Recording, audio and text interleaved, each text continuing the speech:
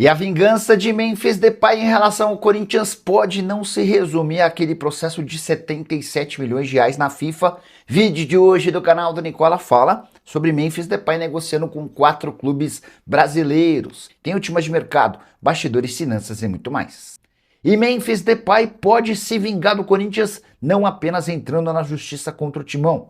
Essa é uma questão de tempo e o Memphis vai cobrar 77 milhões de reais do Corinthians na FIFA. Mas para piorar, o staff do jogador admite que há conversas com 4 clubes brasileiros. E sim, o Memphis está inclinado a permanecer por aqui, até como uma espécie de revanche em relação ao Corinthians, que decidiu descartá-lo mesmo depois de ter chegado a um acordo financeiro. Desses 4 clubes interessados, todos jogando na Série A do Brasileiro, 2 já têm tratativas mais avançadas. Eles demonstraram a intenção de cobrir o valor que seria bancado pelo Corinthians em caso de permanência no futebol nacional. O Timão havia acordado com o Memphis um pagamento de 2 milhões e 300 mil reais livres de impostos, entre salários, direitos de imagem e luvas. Esse custo vai superar os 3 milhões de reais mensais. Os nomes dos interessados não foram revelados. Eu logo de cara pensei em Cruzeiro e Atlético Mineiro, que são 2 clubes que têm feito investimentos interessantes. Conversei com dirigentes dos 2 clubes e ambos asseguraram que Memphis não será contratado. Você tem alguma ideia, um palpite de para onde o Memphis Depay pode ir? Quais seriam esses 2 clubes da Série A que disputam competições internacionais dispostos a contratar o holandês de 32 anos de idade? Só para completar, registrar o que disse o Memphis Depay em suas redes sociais depois do não acordo com o Corinthians, abre aspas, muito decepcionado em ler que o Corinthians decidiu não honrar nosso acordo em vigor para estender meu contrato por mais 2 anos. E eu não queria essa situação e sempre respeitei o clube, mas agora sou forçado a reagir com firmeza para preservar meus interesses. O que ele quer dizer nessa parte da nota é que vai cobrar na FIFA não os 43 milhões de reais que receberia referentes à dívida por conta de não pagamento de bônus, mas sim 77 milhões de reais. Essa diferença se dá por conta de uma série de multas, entre outras coisas, que ele abriria a mão para renovar o contrato. Um verdadeiro caos, enorme confusão à vista. Nos próximos dias a gente vai ouvir as entrevistas do presidente Osmar Stabile, do Corinthians, e também do Memphis Depay. Mas a verdade é que essa história ainda parece longe do fim. Só para completar, Memphis Depay tem 8 jogos no Campeonato Brasileiro pelo Corinthians, ou seja, se fechar com o rival do Timão, vai poder atuar também no Campeonato Brasileiro. O Memphis caberia no seu time? Já usa o espaço para comentário para registrar o que você pensa. Só não esquece de deixar like, de se inscrever no canal. A gente se encontra assim que surgir notícia. Tchau. Bom, bora de notícias. Deixa eu começar falando sobre o Clube Atlético Mineiro, que voltou a ter 9 estrangeiros, mesmo depois da liberação de Ivan Romão emprestado ao Colo-Colo. A contratação do Borbas fez com que o Atlético, somado ao Castanho, alcançasse o limite de estrangeiros permitido no futebol brasileiro. Os gringos do Atlético são Preciado, Castanho, Alan Franco, Tomás Pérez, Cissé, Minda, Cassierra, Borbas e Coelho. O grande ponto é, quais desses 9 estrangeiros são indispensáveis no elenco atleticano?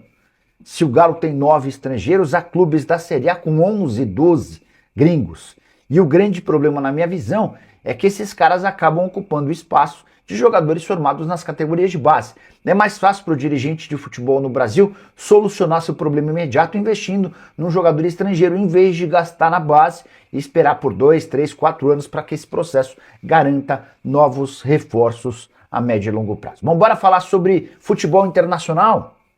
O Fred pode se despedir do Fenerbahçe nessa terça-feira. O Iguinho já trouxe essa informação no boletim dele, mas há outros 2 brasileiros cotados para deixarem o Fenerbahçe. Um deles, num caso ainda mais avançado, Diego Carlos, zagueiro de 33 anos de idade, que ainda nem sequer estreou pelo Fenerbahçe. Ele está tentando a rescisão do contrato no clube turco, salário por lá de 1,5 milhão de euros, livres de impostos por temporada. Ele ainda tem direito a mais 500 mil euros de bônus. Somando tudo, e dá para dizer que o Diego Carlos ganha na casa de 1 milhão de reais por mês, livre de qualquer tributação.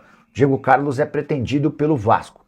O Talisca é titular absoluto por lá. Tenho contado para vocês sobre o salário astronômico e sobre a vontade de continuar na Europa para ganhar mais dinheiro. Só que Lukaku acaba de ser comprado pelo Fenerbahçe e chega para ocupar a mesma função que era exercida pelo atacante brasileiro. Resta saber se o Talisca vai ser mudado de posição ou perde o lugar para o Lukaku. A saída do Lukaku do Napoli, inclusive, abre caminho para que Gabriel Jesus possa se tornar reforço do time italiano. As tratativas entre Napoli e Arsenal já haviam começado. O Arsenal tem feito o jogo duro e pedido 20 milhões de euros para a liberação do brasileiro, que vai para o seu último ano de contrato.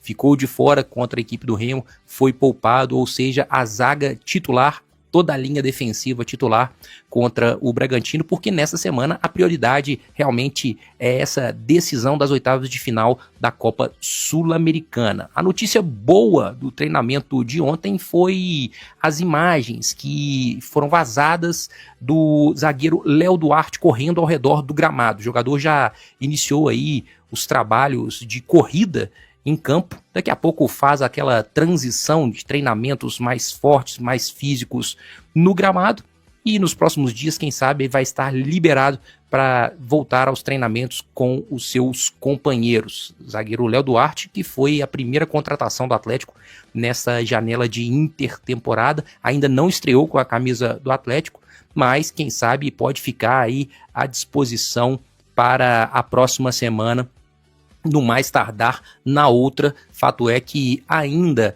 em agosto, Léo Duarte deve voltar aí a disputar, quem sabe, um jogo no futebol brasileiro. Ele é cria do Flamengo, foi vendido ainda novo em 2019 para o Milan da Itália, passou pelo futebol turco e agora está aqui no Atlético. O Galo segue seus treinamentos, normalmente com os jogadores quase todos à disposição. Além dele, o Gustavo Scarpa, além do Léo Duarte, o Gustavo Scarpa não vai poder enfrentar o Bragantino, possui um edema na coxa direita que o tirou da partida do final de semana, então Gustavo Scarpa segue sendo desfalque do Galo nesse retorno do futebol para o segundo semestre. Gustavo Scarpa ainda não entrou em campo, está totalmente recuperado da cirurgia no joelho direito, mas devido a esse incômodo na coxa direita, não vai poder aí figurar no banco de reservas, viu, meus amigos? E no segundo bloco a gente vai falar sobre a terceira contratação do Atlético, que está próxima aí de ser anunciada nas próximas horas, e também da iminente quarta contratação e, quem sabe, de uma quinta. Fica aí, fica ligado, porque aqui na Fã você sabe tudo de Galo, ok? Sobre as contratações do Galo, tanto a do Castanho já encaminhada, né, praticamente fechada, como o Fernando já havia trazido, negócio praticamente fechado, já dá pra dizer que é fechado. Sei que é complicado a gente falar que é fechado antes do anúncio, mas fechado praticamente. E o Fred, que já trabalha no sentido de um jogo de despedida no futebol turco, enfim. Então é um Galo que pra mim contrata dois jogadores que chegam para ser titulares. É isso mesmo. A minha perspectiva é de titularidade em torno dessas duas contratações. Muito se fala há muito tempo sobre a contratação de um primeiro volante. O Galo tem que contratar um primeiro volante, é uma emergência. O Brax falou que entregaria o cargo se não trouxesse o tal primeiro volante. E o Castanho chega para ser esse primeiro volante. E aí é bom ter um entendimento que ele não é um volante mordedor. Um primeiro volante de pegada, de defesa, de marcação. Ele é um primeiro volante mais, se existe usa a moda antiga, é uma moda moderna. É um cara que eu acho que encaixa perfeitamente no sistema de jogo do Barba Domingues. É um jogador de transição, é um atleta de verticalidade, que faz muito bem esse movimento de opa, tô de costas, recebi de costas, faço o giro e já inicio a transição ofensiva. Ele faz muito bem esse movimento, faz com muita naturalidade. E eu acho que pode agregar demais e pode se tornar titular do Galo em um universo em que hoje o Pérez, para mim, faz um feijão com arroz bem feito e eu não gosto de ver o time do Galo sem ele. O Castanho, ele não tem essa característica de encaixar como um líbero, como o Pérez faz, mas ele pode melhorar muito a saída de bola atleticano. Em outro lado, o Fred, para mim, é jogador para não só ser titular com sobras, como talvez ser o melhor não, estar na primeira prateleira da posição no Brasil. Na prateleira dos segundo volantes do futebol brasileiro, que tem o Jorginho do Flamengo, que tem o Marlon do Palmeiras, que tem o Danilo do Botafogo. Acho que o Marlon do Palmeiras atrás, né? Apesar de estar jogando muito bem hoje. Mas você tem o Andreas ali, você tem o Danilo do Botafogo. E, enfim, para quem entende o Gerson como um segundo volante, tem o Gerson. E eu acho que o Fred se coloca nessa posição. É um jogador que, cara, joga uma barbaridade. Vai mudar completamente o andamento do meio de campo atleticano, pisa bem à frente, tem a boa distribuição de jogo, pode aparecer como elemento surpresa para finalização. Para quem conhece o Fred só da seleção, se engana com aquele jogador avacalhado, que a torcida não gosta. Infelizmente, pro Fred até, ele passou... É uma geração de jogadores que a gente viu muito pouco no Brasil, porque foram muito cedo pra Europa, e que a gente só conseguiu ver pelas mãos do Tite na seleção, que fez pra mim o pior trabalho que um técnico já fez na seleção brasileira. Foram 2 ciclos, algo que só o Tele e o Zagallo haviam tido feito, 2 ciclos seguidos, Tele, Zagallo e Tite. O Tite não fez por onde estar na prateleira desses 2 citados. E está. E por isso muitos jogadores que só jogaram na Europa praticamente, o Fred é um exemplo, foi muito cedo pra lá, é queimado, é mal visto pelo torcedor brasileiro, porque só jogou com o Tite, e o Tite entregou um trabalho terrível na seleção. Então, esperem um grande jogador. E aí, animados com essas contratações do Galo? Ô Cirilo, o Pedro Daniel destacou, inclusive em conversa com outros colegas, em outras partes da entrevista, que ele vê o Atlético num momento diferente do ano passado. Porque ano passado tivemos também, nessa mesma fase de Copa do Brasil, um Galo contra o Cruzeiro venceu as duas. O primeiro jogo com o Cuca, o segundo jogo já foi com o Sampaoli. O Cuca acabou saindo daquela partida que o Galo perdeu na Arena MRV, depois teve vitória também no Cruzeiro no Mineirão. O Atlético vai tentar fazer diferente nesse mata-mata. E até eu rolo a bola para vocês, porque o Atlético, com esses sorteios de Copa do Brasil e Copa Sul-Americana, o Atlético tinha a Copa Sul-Americana não sendo prioridade, e isso ficou muito claro durante a primeira fase. Quando tinha que poupar jogador, o Atlético poupava na Copa Sul-Americana. E o discurso era, não podemos deixar o Campeonato Brasileiro em segundo plano, porque nos últimos 2 Brasileirão de 24 e 25, o Galo lutou para não cair. Agora, Cirilo, caiu o Bragantino na frente do Galo, um duelo brasileiro. O que já fez o Barba? Poupou contra o Remo. Agora tem o Grêmio no fim de semana Brasileirão, Arena MRV. Vai deixar o jogo do Grêmio em segundo plano, porque tem o Bragantino na quarta que vem, de novo. E depois do Bragantino, tem o Internacional, fora de casa. Aí os 2 times estarão envolvidos, né? O Grenal, o Internacional tem um Grenal depois, e o Galo, o Cruzeiro. E entre os clássicos, contra o Cruzeiro, o Galo recebe o Vitória da Bahia, na Arena MRV pelo Brasileirão, o Vitória que também estará envolvido contra o Vasco nos duelos de Copa do Brasil. Mas é uma situação agora para a diretoria e Barba Domingues definirem, porque dependendo da situação, podemos ter o Brasileirão em segundo plano no Galo em algumas semanas aí, Cirilo. E eu não acho que faria qualquer sentido, cara, deixar brasileiro de lado pra jogar Sul-Americana, com todo respeito. Depois tem a Copa do Brasil, Clássico, etc e tal. Mas, de verdade, se a lição não foi aprendida nas 2 últimas temporadas, eu não sei mais o que precisam pra aprender mais. Eu não sou a favor de poupar. O jogador tem que jogar, sabe? Os caras são profissionais, são pagos pra jogar. Pra treinar e pra jogar. Se eventualmente um ou outro, e eu já falei aqui muitas vezes, a tecnologia tá a seu favor. Tem tudo isso dentro do clube, entendeu? De fisiologia para entendimento se o atleta tá propenso a uma lesão ou não. Acabou o jogo, o cara pica o seu dedinho e já sabe. O CK e tantas outras posicionamentos que a fisiologia trouxe pro futebol, né? Para evitar lesão, enfim, ou para minimizar essas questões. Então, Cirilo, eu sou a favor do jogador dentro do campo. Sempre que possível dentro do campo.